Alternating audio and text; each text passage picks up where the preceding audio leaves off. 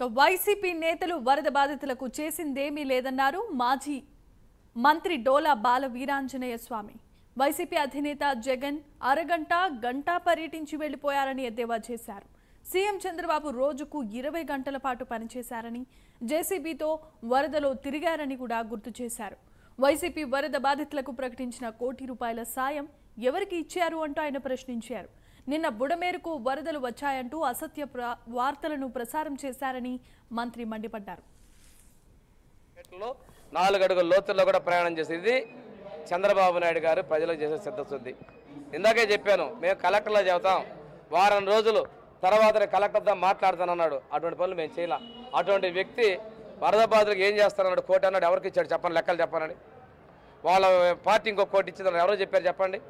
రెండోది, ఆయన బయట అటు తిరుగుతున్నాడు కాబట్టి ఎక్కడికన్నా వెళ్ళి 1 గంట 2 గంటలు తప్పితే మా ముఖ్యమంత్రి గారి దాకా 20 గంటల పైగా సమీక్షలు చేస్తానో, క్షేత్ర పర్యటన చేస్తానో ఆదుకునే పరిస్థితి ఎక్కడైనా ఉన్నాయా? మేము ప్రతిపక్షంలో ఉన్నప్పుడు అన్నమయ్య డ్యామ్ కొట్టబోయి జనాలు జరిపినప్పుడు కూడా ఆ కుటుంబాలకు ఎన్టీఆర్ ట్రస్ట్ మేము ఆదుకున్నాం, ఆర్థిక సహకారాన్ని ఇచ్చాం.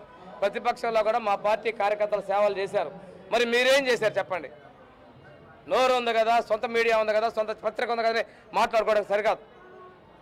మీడియా కూడా ఒకటే చెప్తారా, వాస్తవాలు చేయండి. ప్రజల్ని నిన్న ఒక ప్రచారం బుడమేర కొట్టకపోతుందని ప్రచారం, మళ్ళీ ఒక తప్పుడు ప్రచారం. నిన్నంతా ఎవరిని భయప్రాంతాలు చేయడం అనుకున్నా? మీరు ప్రజల్ని మీరు భయపెడతాం అనుకుంటున్నారా? ప్రజల జీవితాలతో చెలగాటం అనుకుంటారా?